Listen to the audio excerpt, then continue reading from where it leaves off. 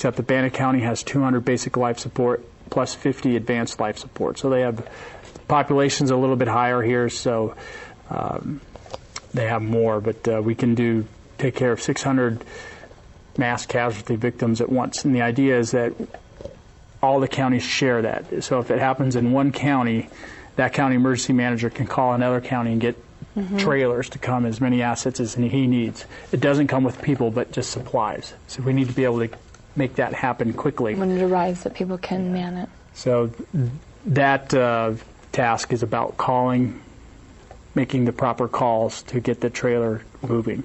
We found that they didn't really get moving as quickly as we really wanted them, so we're going to redo that one. We're also going to redo where the hospitals set up and operate environmental containment units.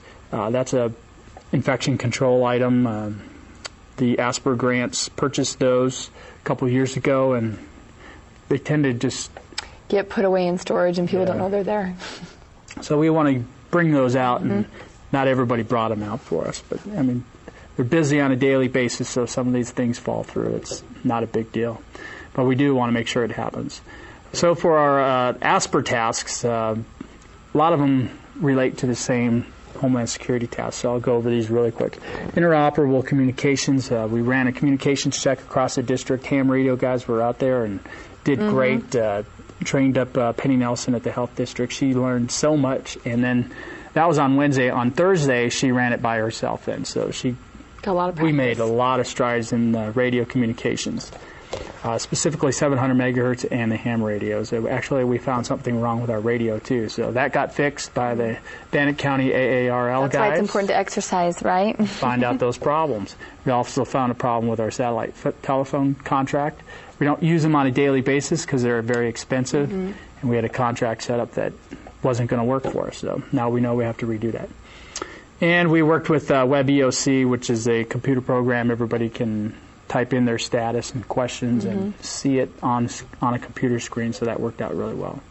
The bed tracking software, during the blog exercise, I posted each county had a certain number of sick people, and then the hospitals would take those numbers, type them into this new bed tracking software that they've only had for 2 or 3 months.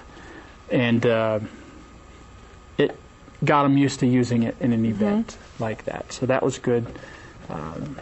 Hospital evacuation, we talked about that. Caribou County did that in April. Now the ESAR VIP piece,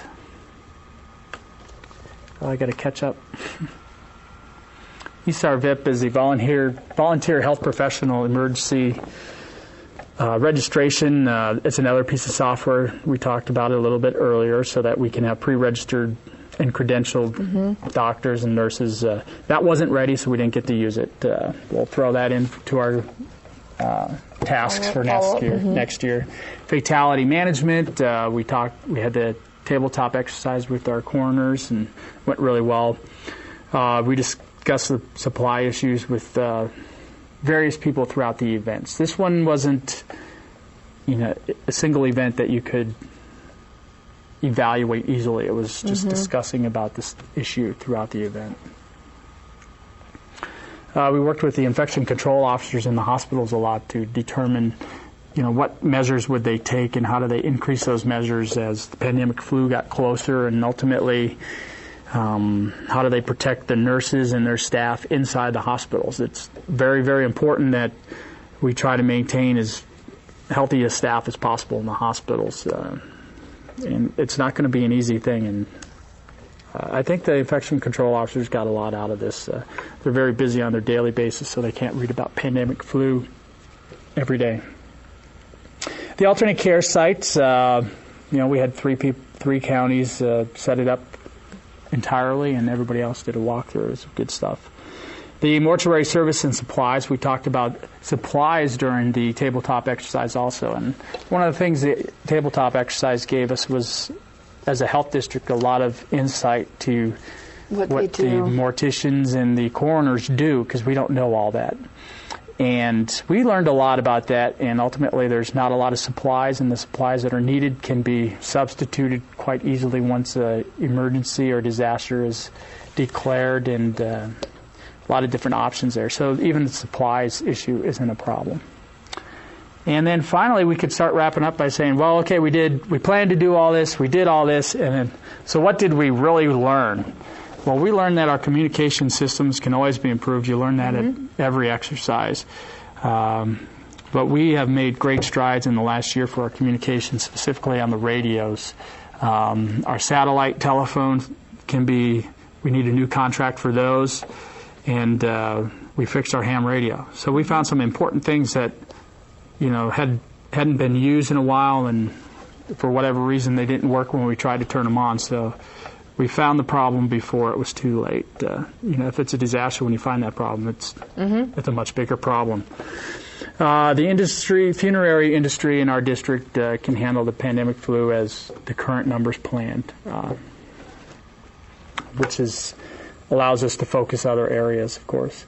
Some of the various public perceptions that we found from the pandemic flu were interesting. A lot of it, I think, comes from people hear bird flu now, but not pandemic flu, and they don't mesh the two appropriately because, this is a world of sound bites on, the evening news, and it takes a lot to process that. But the bottom line is when pandemic flu rolls around, it starts with bird flu but mutates to something that's human to human. And the pandemic flu is human to human. It starts with, you could still get it from birds, but when it's a pandemic and everybody's getting sick, it's human to human. Right now, it's not in the U.S., it's in the Southeast Asia, and the problem is when it moves to the U.S., that's when we have a pandemic. And we had a really, really good start on alternate care site planning. That's our focus of effort for next year, is to get our plans written out and smoothed out. So that was, all in all, was a very successful exercise, I think, and it was a nice pace, and it kept everything going well and moving forward in our planning process. So here's the information for us. The top line there is the Health District's homepage. The second line is that blog exercise we're talking about. You could still go there and gather information, put out comments on it, and then email and phone number there.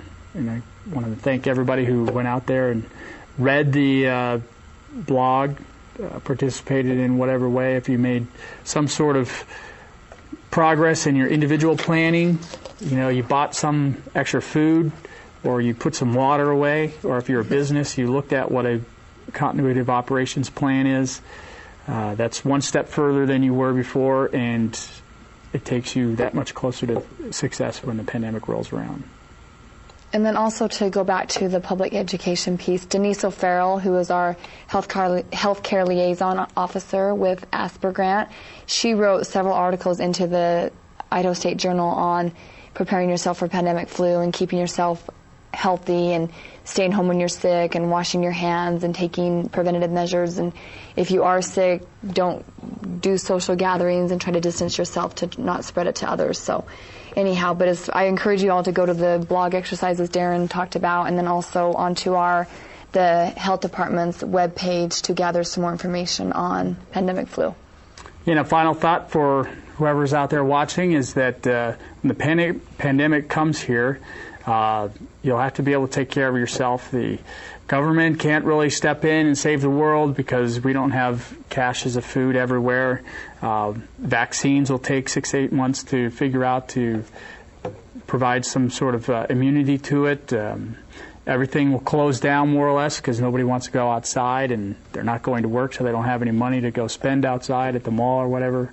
You're going to have to be able to take care of yourself for about 1 to 2 months, including your food stores.